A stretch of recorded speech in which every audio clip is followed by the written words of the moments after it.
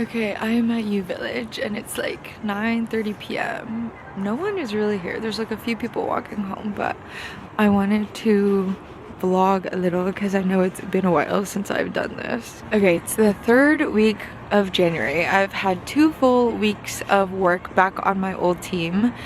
I've really just taken my time ramping up. I don't want to bother anyone because they're all so busy, so I don't want to be like, oh, like, let me work on this thing, help me get ramped up onto this thing. I'm just gonna let people do their thing. And I've finally kind of started to get back into like doing actual work. So next week I'm actually going to have to work, but I really spent the last 2 weeks kind of connecting with people, which I feel like I'm very proud of myself for doing. I feel like networking is something that I was always really bad at and I didn't care much about, but I feel like that's just how your career is really able to progress, is you have people that are willing to give you opportunities and talk to you. And yeah, I have just done that a lot recently, and I did it a lot these last few days, but now I'm gonna have to balance actually working on my real work as well as continuing to do that until I find a new opportunity, which is what I really want. I know that the process of that might be really slow, might take a while, so I'm going to have to like actually try to do a good job with my work, but I'm actually kind of motivated to do that. I think I'm ready to get back into it.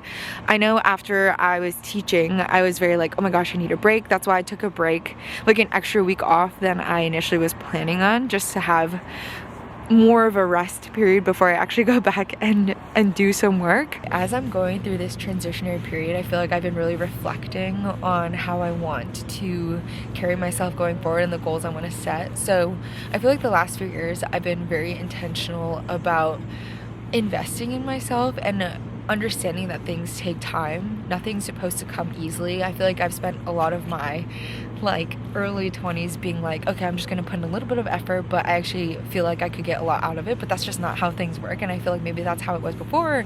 That's just how my brain thought things worked before, but now I'm kind of like, okay, things just take time. Things that are worth doing, you actually have to invest in it and realize that you have to be patient. Especially now, I feel like I'm really trying to invest in my health. So I've been very on top of things, such as like scheduling all my appointments, like dental cleaning, eye checkup, physical, like women health. I went to PT because I'm trying to strengthen my body so that I have the privilege to like do all these things in sports, and I really want my fitness to be better. I still want to eat like whatever I want, but I want my body to not feel like it's like in pain all the time. I feel like I've been really on top of that, as well as my finances. I think this is the first year that I like enrolled in my benefits by myself without any help. I've been able to like check up on my investments and like all of my money and know where it all is, and I'm trying to like level up and be better about it. So I'm really proud of myself for that, and I feel like for once I've been on top of things. And it's interesting because someone, I think it was Nicole, told me that her dad told her that when you turn 22, you're basically like 0 adult years. Or I guess, I don't know, maybe when you're 18, you're like 0 years in adulthood. So now I'm what, like a 10-year-old in terms of like adulting. Actually, maybe like 12. But if you think about like being a 12-year-old, like you don't know a lot, you're still learning. So I feel like now is the time where I'm actually trying to be a little bit better and actually feel like I'm an independent adult that can make a lot of decisions on her own or my own. I think the other things I'm not really sure about are like my car insurance and like car stuff, but baby steps.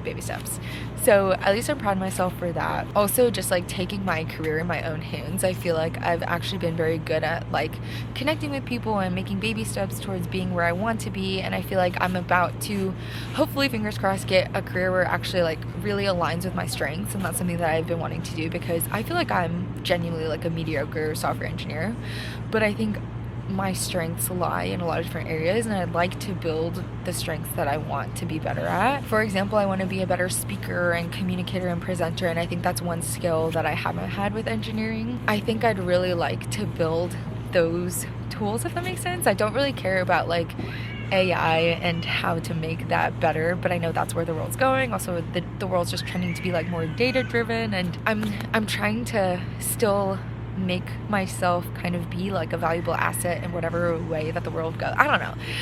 What I'm trying to say is like I want to figure out a career that actually like hones in on my strengths, and I can like then make those strengths stronger and actually feel like I'm good at something and then do that really well, instead of feeling like I'm half-assing this software engineering role and I don't really want to be an L5 or an L6 and like keep climbing the ladder in that way. And another thing I'm thinking of is the fact that I'm still relatively young. I have no like dependencies, like I don't have a house, I don't have pets, I don't have anything. So what can I do that's still more like high risk, something that's like my last chance to like do something, whether that be like move somewhere new or like quit my job and do something fun, because the market's bad right now anyways, like the tech world is bad anyways, like nothing will ever be as good as what it was in like 2014, 2017 when I graduated. Like when I entered the job market, like there was so much opportunity, so much innovation, so much resources to be able to like do all these different things, and that's just completely dead.